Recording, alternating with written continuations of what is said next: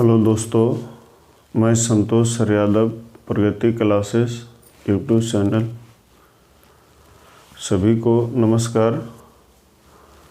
तो चलिए, प्रतिदिन की तरह आज फिर हम लोग एडवांस के मैथ का एक टॉपिक पढ़ेंगे,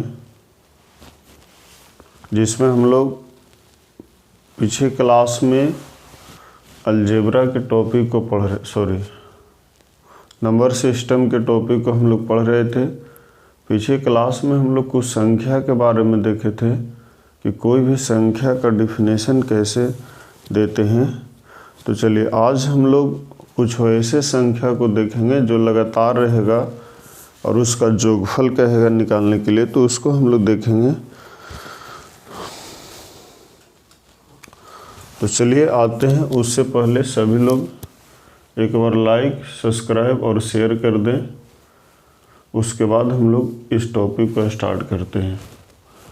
तो चलिए, यहाँ पे हम लोग पढ़ रहे थे नंबर सिस्टम, और पीछे क्लास में हम लोग पढ़े थे कि कोई भी नंबर सिस्टम रहेगा, नंबर सिस्टम में संख्या कैसे हम पहचानेंगे। आज की क्लास में जो हम पढ़ेंगे कि कुछ संख्या दिया हुआ रहेगा और उसका जोगफल निकालने के लिए कहेगा।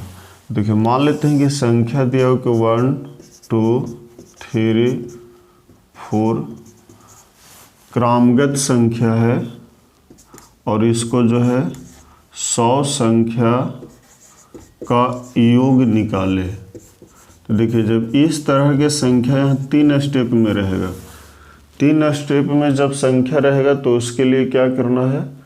सबसे पहले एक स्टेप तो क्रमगत होगा। क्रमगत के मतलब लगातार होता है, तो क्रमगत के मतलब लगातार होता है उसमें, और उसके बाद एक सम संख्या होगा और एक विषम संख्या होगा। जब प्रथम जो है शुरुआती से 100 संख्या रहेगा या जितना भी संख्या दे, तो उसका बनाने का एक तरीका होता है कि जब क्रमगत संख्या रहेगा, ऐसे तो फॉर्मूला होता है कि जब क्रमगत संख्या रहेगा तो n इंटू फॉर्मूला जो होता है n इंटू n प्लस 1/2 होता है क्रमगत के लिए।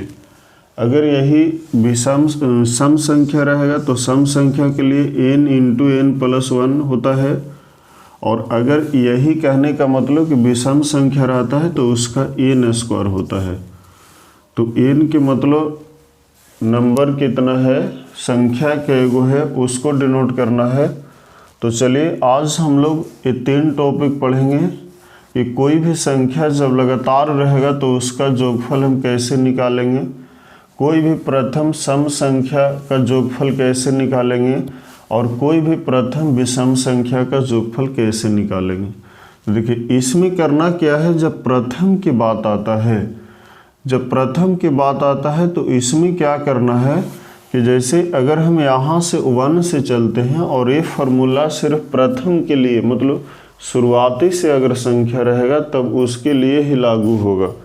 तो कहने का मतलब है कि यहाँ पे जो है उसके लिए ही लागू होगा, और उसके बाद जो है हम लोग जो है उसके लिए ही लागू होगा, और उसके बाद जो है जैसे यहाँ पे दिया हुआ है कि ये जो संख्या है 1 से लेकर के 100 तक है, यानी 100 संख्या है, और जब 100 संख्या है तो इसका जोग हम निकालेंगे। क्रमगत के लिए ए यूज करेंगे, n का वैल्यू 100 हो जाएगा, और 100 प्लस n 1 होगा, और बटा में हम 2 दे देंगे।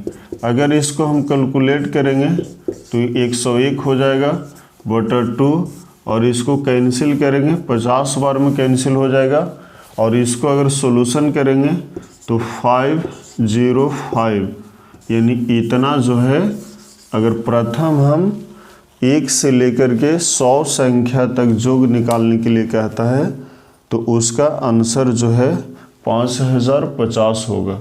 तो इस तरह के सवाल को इस ढंग से सॉल्यूशन करना है, और ध्यान रखा जाए ये तीनों फार्मूला को लिख लेना है कि जब भी लगातार रहेगा, प्रथम लगातार रहेगा, तो उसके लिए n इंटू n प्लस 1/2 होता है। अगर प्रथम जो है लगातार सम संख्या रहेगा तो उसके लिए n इंटू एन प्लस 1 होता है, और अगर प्रथम लगातार विषम संख्या रहेगा तो उसके लिए n स्क्वायर होता है। तो चलिए सभी लोग एक बार स्क्रीनशॉट कर लें। उसके बाद हम लोग आते हैं क्वेश्चन नंबर सेकंड की ओर। क्वेश्चन नंबर सेकंड जो है वो भी इसी तरह के क्वेश्चन हम लोग लेंगे। सभी लोग इसका स्क्रीनशॉट कर लें। जो लोग लाइक नहीं किए हैं लाइक करें, शेयर करें, और जो लोग सब्सक्राइब नहीं किए हैं सब्सक्राइब करें। तो चलिए हम सभी लोग स्क्रीनशॉट ले लीजिए। उसके बाद हम लोग आते हैं क्वेश्चन नंबर 2 की ओर। चलिए तो क्वेश्चन नंबर 2 में जो है यहाँ पे जो है दिया हुआ रहेगा इसी ढंग से कि प्रथम जो है यहाँ पे रहेगा। क्वेश्चन नंबर 2 को हम लोग लेते हैं, और क्वेश्चन नंबर 2 में क्वेश्चन रहेगा कि प्रथम क्रमागत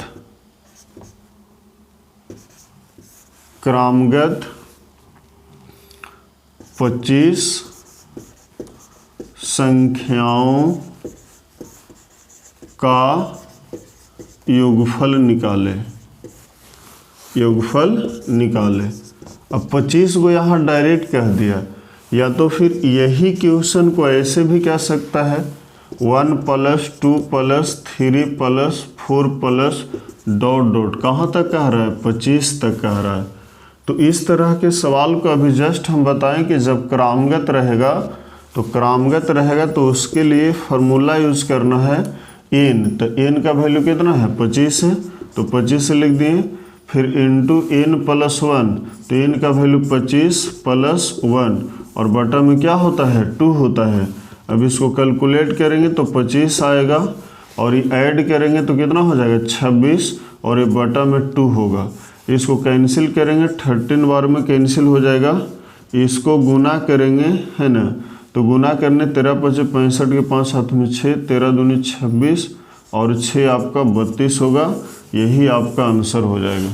तो इस तरह के जो भी क्रमागत संख्या रहेगा, तो क्रमागत संख्या को सॉल्यूशन करने के लिए यही करना है, n इंटू n + 1/2 का फार्मूला यूज़ करना है, और उसके बाद इसका सॉल्यूशन कर लेना है। तो चलिए एक बार स्क्रीनशॉट कीजिए। उसके बाद हम लोग आते हैं क्वेश्चन नंबर 3 की ओर। चलिए क्वेश्चन नंबर 3 में इसी टाइप का रहेगा, लेकिन मान लेते हैं कि क्वेश्चन का पैटर्न को है बदल दिया जाएगा। जैसे मान लेते हैं कि यहाँ पे कह दे, ये तो हम लोग प्रथम से रिलेटेड चल रहे थे। क्वेश्चन नंबर अगर 3 कहता है कि 501, 502, 503 + ... 600 का योगफल निकाले। तो देखिए यहाँ पे जो है कहने का मतलब है कि ये लगातार संख्या तो है, लेकिन प्रथम संख्या नहीं है, शुरुआत से संख्या नहीं है। तो शुरुआत से संख्या नहीं है तो उसके लिए हम क्या करेंगे? देखिए सबसे पहले इस तरह के सवाल को, चूँकि अभी जो हम 3 फार्मूला बताएं कि लगातार क्रमागत के लिए जो है n इंटू n + 1/2 का यूज़ करना है, सम के लिए जो है n इंटू n + 1 का यूज़ करना है, विषम का जो है n² का यूज़ करना है। लेकिन ये फार्मूला जो है उसी के लिए लागू होता है जो संख्या प्रथम हो, जो संख्या लगातार हो। लेकिन यहाँ पे प्रथम भी हो और लगातार भी हो, लेकिन यहाँ पे अगर हम देखते हैं कि क्रमागत तो है, लगातार तो है, लेकिन शुरुआत से नहीं है। शुरुआत से मतलब कि 1 से नहीं है, ये जो शुरुआत है वो 500 से है।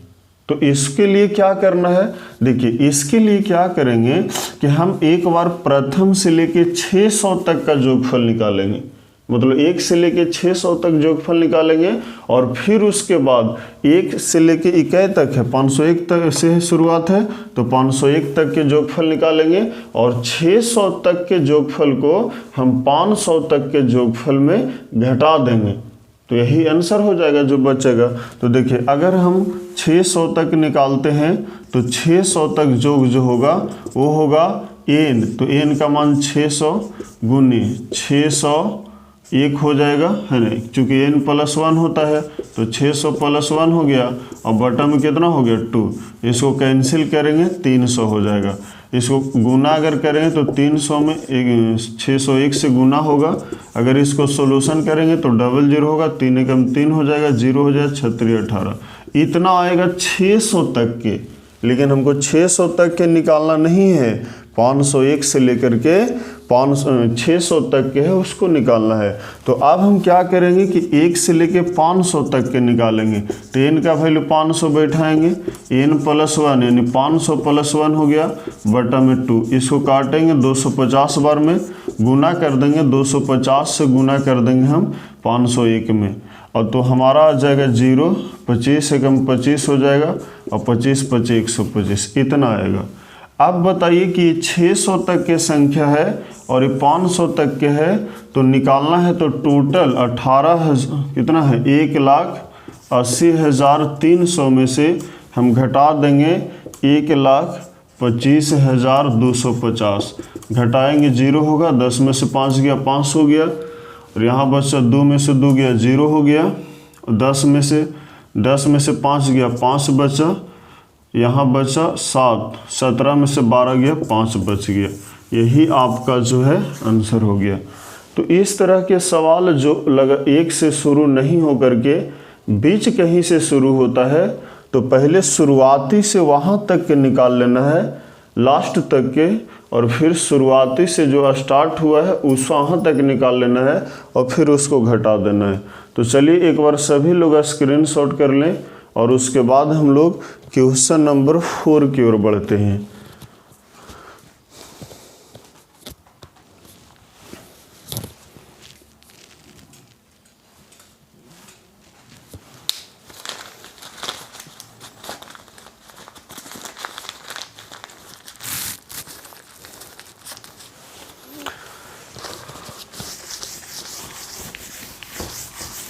चलिए क्वेश्चन नंबर 4 जो है, अब जो हम लोग पढ़ेंगे उस सम संख्या से रिलेटेड जोगफल को पढ़ेंगे कि कोई भी जब सम संख्या रहेगा तो उसका जोगफल कैसे निकालेंगे।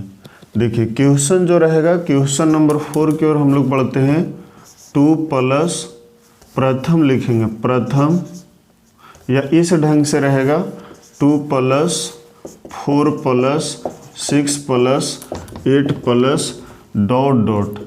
50 तक के जो है संख्या का जो है जोगफल निकालना है। देखिए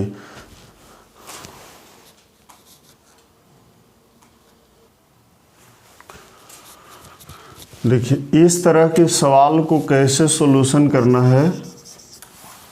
तो ये सम संख्या है, कलम से बताए थे कि सम संख्या उसको बोलते हैं जो 2 से पूरा डिवाइड हो जाता है। तो सबसे पहले प्रथम है तो स्टार्टिंग से शुरुआत है और 50 तक गया है। तो सबसे पहले ये देखना है कि जब 2 से हम 50 तक के आते हैं तो इसमें कितना संख्या आता है। चूँकि हमको n का वैल्यू चाहिए, तो अगर 2 से हम 50 तक आएंगे तो टोटल जो n का वैल्यू मिलेगा यानी 25 संख्या मिलेगा। 25 वो संख्या होगा 2 से लेकर के 50 तक आने में। अब देखिए 25 गो संख्या होगा तो इसका जोग के लिए क्या हम बताए हैं n, तो n का वैल्यू 25 हो गया, और n प्लस 1 तो 25 लिखेंगे, और 25 और 1 कितना हो गया 26, और 26 को जो है 25 से हम लोग मल्टीप्लाई करेंगे तो ये कितना हो जाएगा 0 हो जाएगा, और e हो जाएगा 25 दूनी 50 और 15 165 यानी 1650 आ जाएगा। यही क्या हो गया आंसर हो गया। तो जो भी जो है सम संख्या रहता है जिसका जोगफल कहता है, तो उसके लिए इस तरह के सवाल को सॉल्यूशन करना है। तो चलिए सभी लोग एक बार स्क्रीनशॉट ले लें, उसके बाद हम लोग आते हैं नेक्स्ट क्वेश्चन की ओर।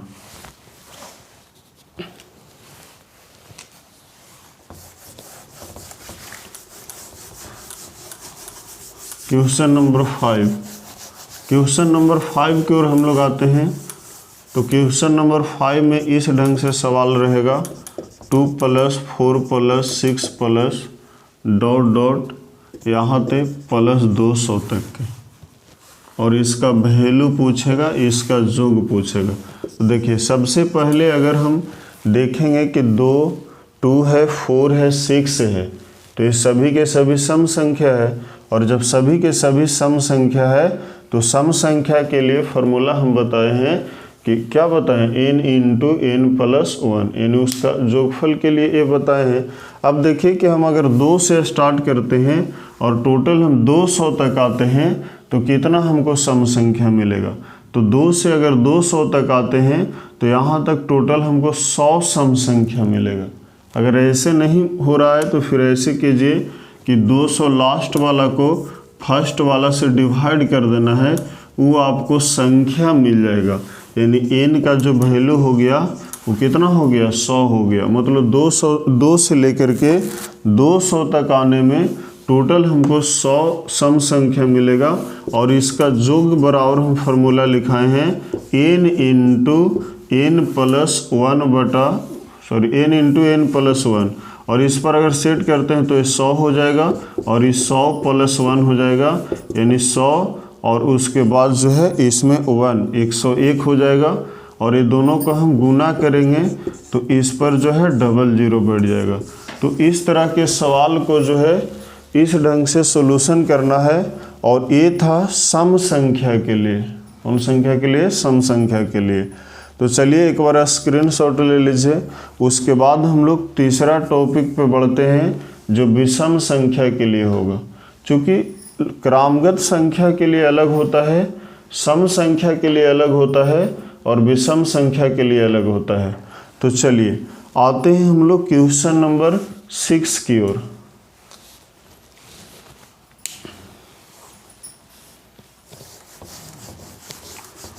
क्वेश्चन नंबर 6 जो है उसमें जो सवाल रहेगा, कोई भी संख्या प्रथम रहेगा और वो विषम संख्या के रूप में रहेगा। जैसे 1 + 3 + 5 + डॉट डॉट रहेगा 199 तक।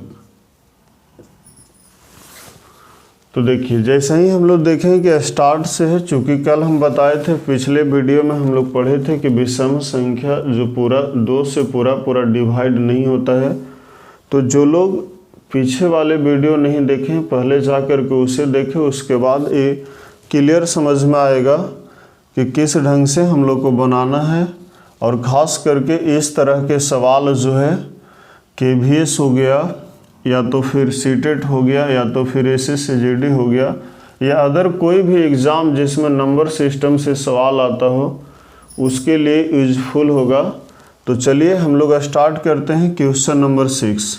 तो क्वेश्चन नंबर 6 जो कह रहा है वो कह रहा है कि 1 + 3 + 5 + डॉट डॉट 199 तक जितना भी संख्या है ये सभी का योग निकालना है। तो देखिए सबसे पहले करना क्या है कि इसमें जो है विषम संख्या के लिए डायरेक्ट हम बताए हैं कि जो n का वैल्यू रहता है उसका स्क्वायर कर देना है, वही उसका योगफल होगा। और ये सिर्फ और सिर्फ प्रथम मतलब शुरुआती से के लिए ये रूल होगा। तो देखिए जब हम यहाँ से 1 से लेकर के यहाँ तक आएंगे, 199 तक आएंगे, तो टोटल हमको 100 विषम संख्या मिलेगा।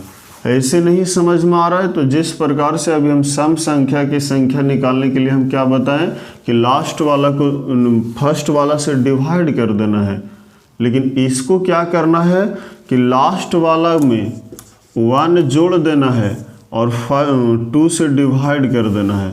तो देखिए तो अगर हम इसमें जो है इसको ऐड करेंगे तो ये जो है 200 आएगा, और इसको जो है अगर हम 2 से डिवाइड करेंगे तो कितना आ जाएगा 100, यानी 100 संख्या है।